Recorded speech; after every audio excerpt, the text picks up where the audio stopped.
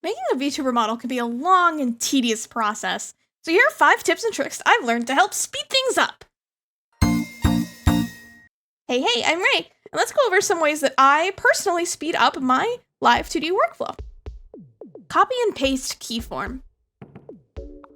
When working on a deformer, you can Control-Shift-C or modeling, edit form, copy form to copy the current shape of your deformer, and is also useful if you accidentally form a shape without setting up your keyforms. So you can copy this form, undo all of your changes, key it properly, and then paste. Yippee! No work wasted! You can also use the copied forms to blend between your copied form and the currently selected key form, which allows you to also create in-betweens easier.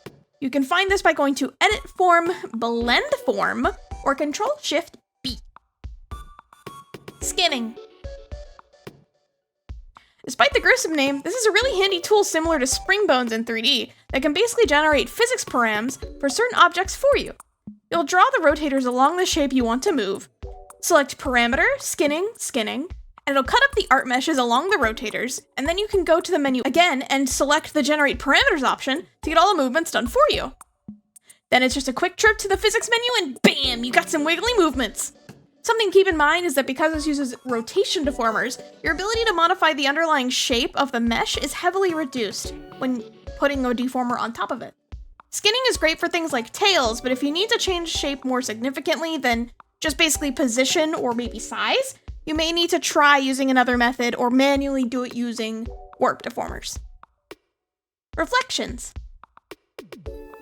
If you want to speed up a symmetrical part of your model, like eyes for instance, you can fully rig one and then copy and paste it, and then choose the reflection option from the right-click dropdown and pick horizontal or vertical reflection.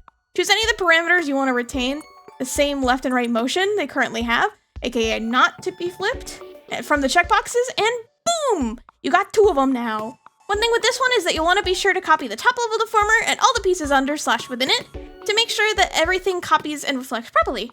This will also make sure that all the parameters for those pieces will show up in the reflect menu. Also, your reflection may not be perfectly positioned, so sometimes having the other part still in the art, maybe in a lower opacity to line things up right, can be super helpful. Reflect motion.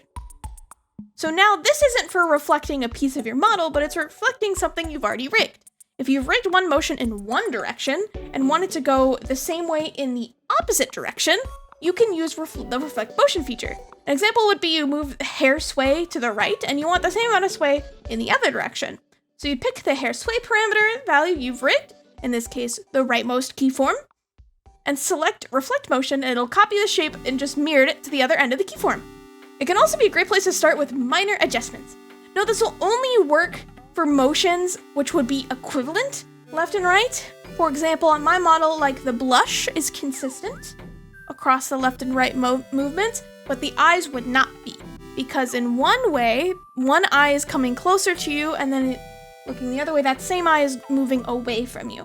So you want to be sure that whatever thing you're reflecting the motion of, that motion is actually one that can be reflected. Also be careful not to confuse this with the reflect option for the parameter itself, which will take the current shape you have and just perfectly put it on the other end of the parameter as well. This will not flip the motion at all, and look into the parameter tab dropdown for reflect motion, as unintuitive as that is. Temporary path tool. There's a lot of different ways to use the temporary deformer tool, but my personal most used one is probably the temporary path tool. This allows you to draw a line along the deformer and stretch and pull that line to move the deformer underneath. It isn't perfect, but it saves me a bunch of time when I only have to clean up the shape afterwards instead of having to do it all by hand. The temporary deformer can only be used on the parameter you currently have selected, so if you want to add a temporary path to a different value, you'll have to recreate the path again for similar motions. But I still find this a super handy tool and saves me a lot of time and headache. So those are my 5 tips for speeding up your Live2D workflow. Do you have any tips that you particularly recommend? Let me know in the comments. Also, feel free to like and subscribe for more tutorials, and let me know if there's any topics you want me to cover down below. Thanks for watching. I've been Ray. Have a great day!